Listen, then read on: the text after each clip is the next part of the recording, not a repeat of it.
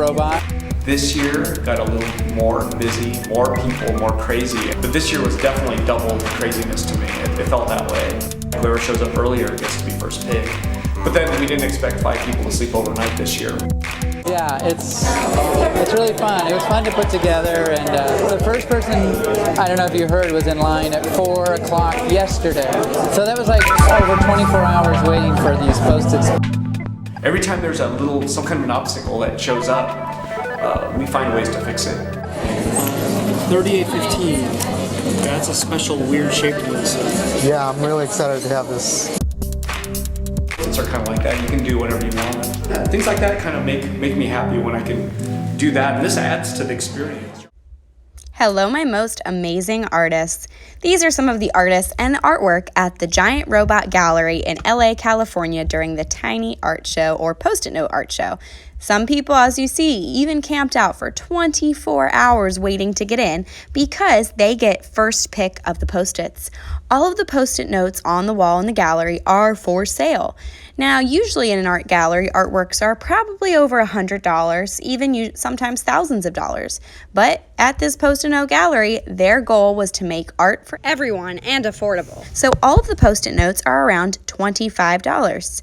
So that's a pretty good deal for some of the famous artworks, like say the creator of Ugly Dolls has his artwork in there, the creator of The Simpsons and one of the animators, say the one who draws up Bart Simpson, all of those characters, yeah, his artwork's in there too. So it's pretty awesome that there's some famous artists that participate every year, and some even have 3D works that they decide to put on their Post-it by using some glue. It's a really cool way to get a lot of people together in a community to experience art and get some art for their own homes. We are going to be creating our very own Post-it Note art show as well as a tiny art show to experience at our school. You could create your artwork however you want. It could be inspired by a famous masterpiece that you might know of. It could be your favorite thing to draw. It could be mini foods. It could be your favorite character from a game or a video game or a TV show or a cartoon. It could be anything you want and that you could imagine. Some of these tiny artists spent a long time, as you can tell on these artworks. This one must have taken a really long time to make it look so realistic. Today is totally up to you what kind of artwork you create, but we will be creating 2 different art shows. One will be a Post-it note art show, as you already know, and another will be a tiny art show. Now you may be wondering what's the difference. They're both tiny. Now this tiny art show is a little different because it is 3D. It is not just flat on a wall. This tiny art show is 3D. It's actually popping off the wall, and it's meant to blend into communities, so it really looks like a real tiny art show. Like you took a museum or a gallery and shrunk it down to fit tiny people, like the movie Honey, I Shrunk the Kids. It was created by an awesome art teacher in Provo, Utah, named McKay Lanker-Bayer. This is McKay with some of her tiny art and tiny art shows. At her tiny art shows, you will find a normal gallery experience just shrunken down. You even have magnifying glasses that you can look at the artwork with so that you can get really up close. Now, usually in a gallery or a museum, you can't get too close or touch the artwork. Well, McKay didn't want that. She wanted you to be able to interact with the artworks and get very close and use a magnifying glass and see all the tiny details. She loves community art and getting people together to come and look at art. It's a really cool experience, and it's super unique. It's really cool that she goes around the United States bringing these art shows to different communities. Here you see a tiny canvas and a tiny easel, and this is a pretty good hint at what we might be doing today. We will be creating a 2D, meaning flat, and 3D, meaning it pops out and is 3-dimensional. It's not flat like a piece of paper. So 2D and 3D. So today we will be starting our very own school-wide tiny art show that will be on display so that everybody can see it. Your families, your teachers, your little brothers and sisters, everybody can come to the tiny art show here at school. You will be provided with a canvas that is 3 by 3 inches, just like this one. This looks like it's a big painting, but it was actually done on a tiny canvas. It just has lots of detail. These canvases will be hung and displayed just like a normal gallery, complete with magnifying glasses for people to look at. Maybe we'll even have to try to get some tiny foods because, oh my gosh, that is my favorite part of her art shows. She even lets students and kids interact with the art by making their own tiny art when they come to the art shows. So it's very different than a normal museum experience. She wants kids to get to spend time with the art, make art, and really get up close and personal. This art does take a long time to make, though. You'll notice that this art does not just come in 45 minutes like our art class. It takes a very long time to do these kind of details. We're going to try our best to make ours as awesome and detailed as possible for our very own tiny art show. I am especially inspired by McKay because she decided to create these art shows that she would want to provide to everybody, meaning that it's not just her art. She loves to showcase other artists in her art shows. So now she travels around the United States featuring other artists that have tiny art to show. So that's really cool that she wants to provide a showcase for other people as well. She did start out by making her own tiny art, and she's a tiny artist. She loved making it when she was young, and she still does now. When she was in college, in art school, you have to do a senior year art show. That's like a big test to see if you can handle the art world.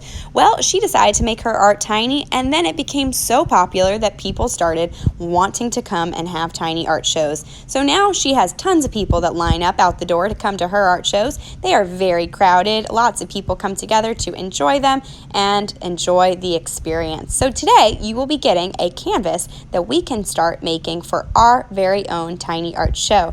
You'll notice that these are much different artworks. It means that they're not all the same. We want yours to be very unique. It could be abstract, it could be realistic, it could be, like I said, food, a cartoon character. These are some abstract arts. It could be a design, colors, whatever it is. Today, I will also provide you with some stamps.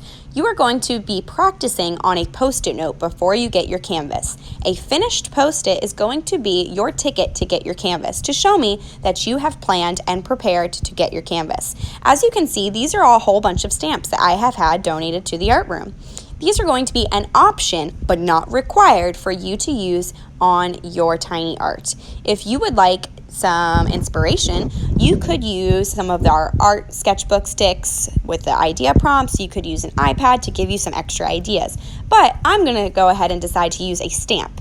When I'm stamping, I decide that I want to use this Minnie Mouse one. Well, I press it down in the ink, but not too hard. If you press down too hard, that ink will start to ooze. The only time you want to press down hard with your stamp is when you're pressing it down on your paper. I would hold it down for 10 seconds. This video is fast forwarded, as you can tell. I would hold it down in one place for about 10 seconds.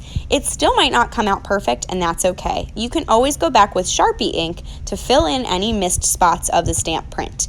Then you have to add something to make it unique. It wouldn't be a very interesting art show if everybody just had the same stamp on their canvases, so you need to add something that is your own and unique to you. So that means you have to add something to the composition. You have all this space, this tiny space, to add to that stamp and change it. So I decide that I'm going to put a frame around my Minnie Mouse and make a checkerboard tile wall around it. So I'm going to have a frame that's maybe made out of metal or gold, and then I'm going to have that checkerboard wall on the outside, making it look a little bit 3D and pop out.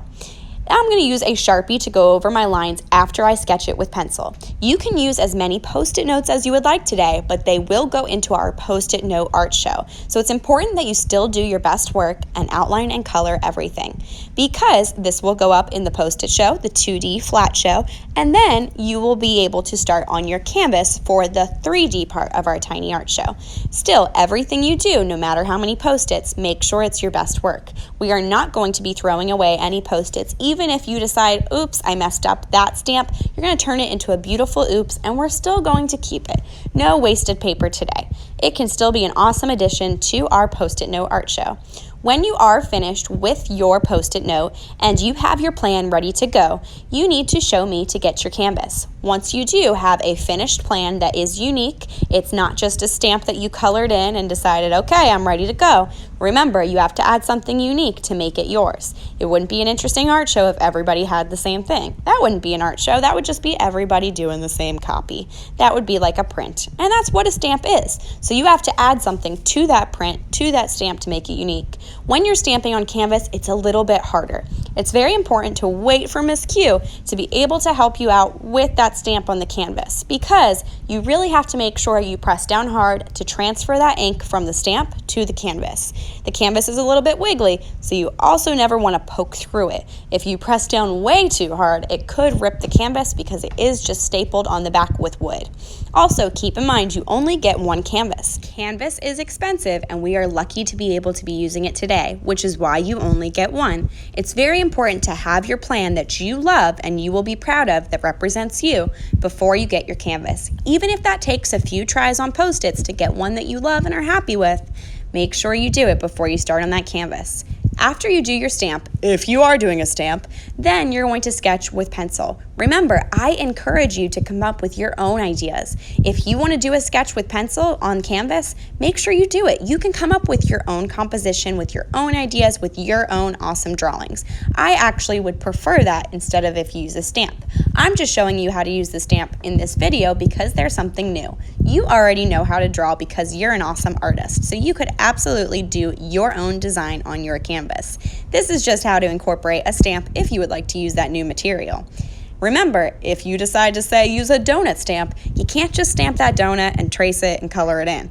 You gotta make sure you add something unique, like say a kitten popping out of the donut, or somebody eating the donut, or somebody holding it. Something that makes it super unique, like maybe the sprinkles are made out of marshmallows or it has Fruit Loops on it. I don't know what it is. Rainbow donut, whatever it is, make sure you make it super unique to you that nobody else would have in the art show. When you're totally done on your canvas with pencil, you can outline with Sharpie. We will be painting these in next week. So when you get your canvas, you are only using pencil and maybe Sharpie after if you finish. And make sure you have your name and class code on everything. That class code is your teacher's letter of their last name and your grade number. You can even design the sides of the canvas if you have time. We are just preparing to be painting them next week, so make sure you do your best work today and be working hard and keep your eye on that time. When you're done, as always, clean up your area, beware of inky fingers and any ink spots on your table. Always make sure to cap those inks when you're done. I cannot wait to get our tiny art show together and display them on cute little easels in the media center with some awesome magnifying glasses to see all your details. All right, artists, have fun today.